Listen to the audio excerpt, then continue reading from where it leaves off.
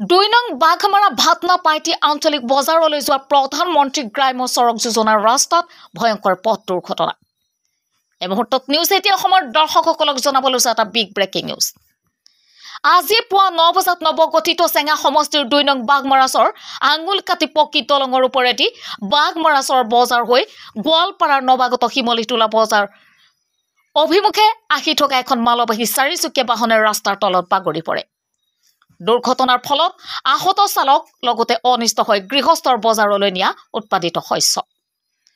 বাহনখনৰ ভিতৰত আছিল গৃহস্থৰ মাকৈ আৰু মাকৈখিনি গোৱালপাৰা জিলাৰ নৱাগত শিমলিতোলা বজাৰত বিক্ৰীৰ বাবে লৈ যোৱা হৈছিল।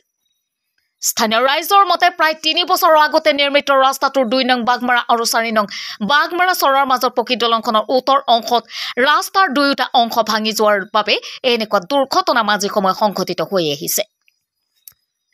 চৰ অঞ্চলৰ এই ব্যস্ত ৰাস্তাটোৱেদি প্ৰায় 4টা গাঁও পঞ্চায়তৰ মানুহৰ চলাচল হয় প্ৰতিদিনে। ইয়াৰ উপৰিও হাজাৰৰো অধিক স্কুল কলেজৰ ছাত্ৰ ছাত্ৰীয়ে এই ৰাস্তাৰে দৈনিক অহা যোৱা কৰে।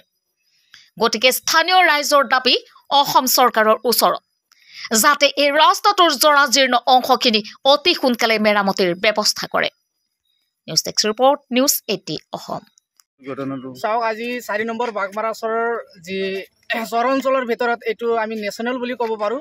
এই ৰাস্তাৰ মাজত ৰাস্তাৰ কাষতে ভয়ংকৰ এটা ব্ৰিজ আছে, কিন্তু এই ব্ৰিজৰ সন্মুখত আজি 3 বছৰ আগতে এই ৰাস্তাৰ কাম হৈছিল। যি কাম হোৱাৰ পিছত গৰাখহনীয়াই এই ৰাস্তা ভাঙি ছিঙি গৈছে। 3 ভাগৰ 2 ভাগ বিকল হৈ গৈছে, অলৰেডি 1 ভাগ আছে। ই ৰিক্সাও যাব নোৱাৰে, কিন্তু আজি দেখা গৈছে বলেৰো গাড়ী এটা লুট গাড়ী এটা যোৱাৰ সময়তে ৰাস্তাৰ পৰা বাগৰি পৰি যায়, ড্ৰাইভাৰ আহত হৈছে। তৎক্ষণাত ড্ৰাইভাৰটো গোৱালপাৰা হাস্পাতাল পঠাই দিছোঁ। কিন্তু এই ৰাস্তাখন চৰকাৰক আহ্বান জনাওক, ৰাস্তাটো ইমিডিয়েটলি যাতে ৰিভাইৰিঙৰ দায়িত্ব লৈ আমাৰ ৰাইজক সুবিধা কৰি দিয়ে। গাঁওখনৰ নাম হ'ল 4 নম্বৰ বাঘমাৰা চৰ। এক্সিডেণ্টটো হ'ল 10 মিনিট আগতমান হৈছিল। এতিয়া আহ্বান জনাওঁ চৰকাৰৰ ওচৰত, চৰকাৰে যাতে আমাৰ এই ৰাস্তাখিনি মেৰামতি কৰি আমাৰ ৰাইজৰ সুবিধা কৰি দিয়ে। দৈনন্দিন এই ৰাস্তাত এক্সিডেণ্ট হৈ আছে। আমি ভয়াৱহ এইখন ৰাস্তাৰে স্কুলীয়া ছাত্ৰ ছাত্ৰী আমাৰ বাঘমাৰা চৰৰ ভাতনাবাটি, মহিষকুটি, চুগাৰজাৰৰ বিভিন্ন ঠাইৰ পৰা এই ৰাস্তাৰে মানুহ অহা যোৱা কৰে।